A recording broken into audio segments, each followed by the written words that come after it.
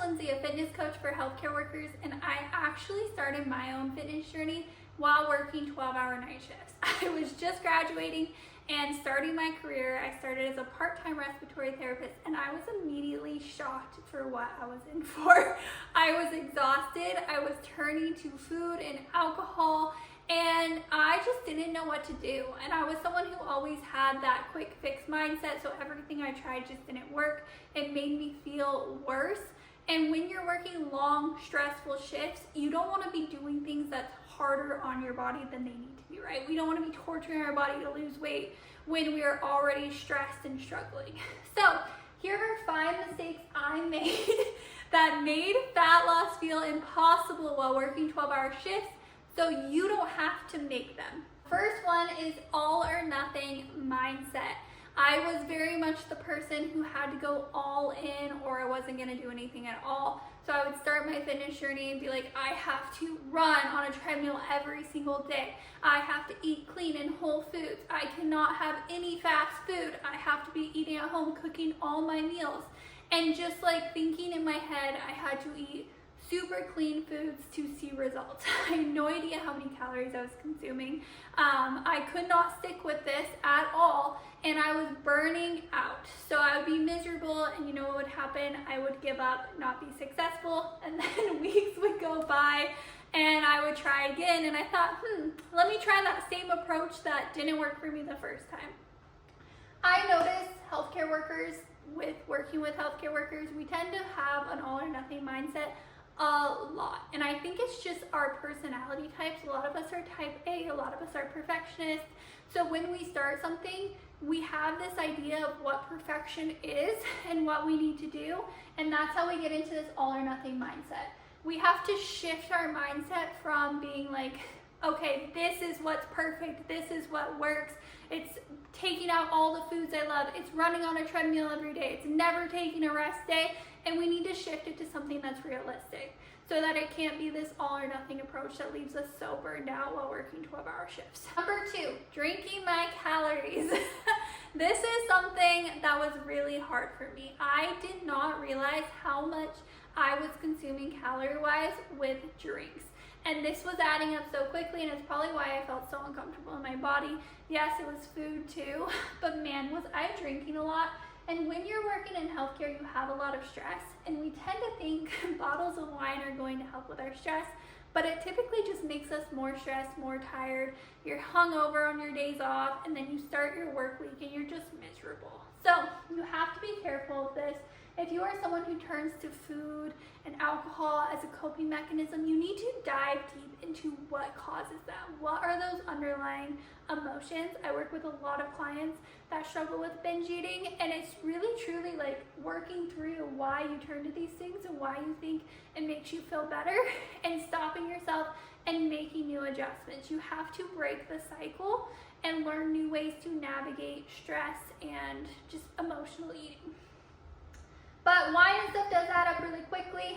So if you are someone who maybe you're like, I really don't eat much, I don't know how I'm losing weight, look at how much you're drinking. If you're binge drinking every night, I bet you're consuming thousands and thousands of calories in alcohol. So take a closer look at this if you're serious about your fitness journey. Alcohol actually slows down the fat loss process.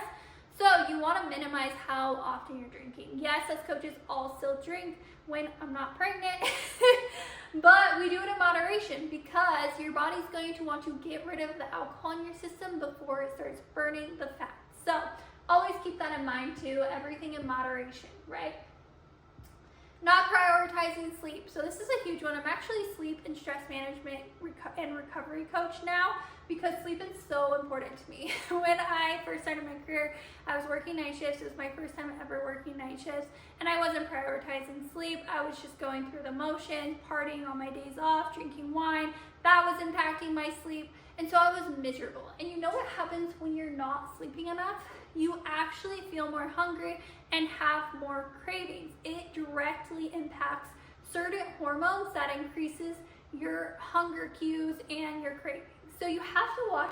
So you have to prioritize your sleep. And if you are in a calorie deficit and you're in a slight to moderate one and you're wondering, why can't I stick to this? Why am I so hungry all the time? It could be that you're not prioritizing prioritizing sleep, and you need to sleep more to help you stay consistent in your calorie deficit. So pay attention to that. It's really, really important. Next thing is I had no plan. My plan was be as restrictive as possible, run my body into the ground and hope it worked. That's not going to help you build your dream body. That's not going to help you make long-term changes. You need an effective plan, and that comes to the gym and your nutrition, right? When you go to the gym, you want to have a program that's built for you. You want to know exactly what you're doing. You want to know how to progress with it so you're putting on muscle, and you want to know that you are moving in the right direction. If you're just following random YouTubes that have no structure and you're just picking one that looks fun, you're not going to get that dream body look that you're looking for. You're not going to get that toned and defined look that you truly want. So have a plan, and the same goes for nutrition. If you want to lose weight, you get in a calorie deficit, right? But if you want to maintain your weight loss, you learn how to slowly increase food and get back to your maintenance calories where you can maintain things. So going into a calorie deficit just to lose weight without a plan to come out is a lot of times why people aren't successful. A lot of people just want to get to their goal weight and not want to worry about anything after. You have to make the lifestyle change. You have to learn how to maintain your results. You have to get your food intake up. These are just things you have to learn, and too many people skip that. Short-term mindset. If you are not thinking long-term and you're like, I just want to look hot for summer, I just want to look hot in a month on the beach in my bikini for a vacation, you're not going to build your dream body. You're not going to have your dream body in a couple months, and this is going to hold you back. You're constantly going to be planning for these short-term things when you have to think long-term.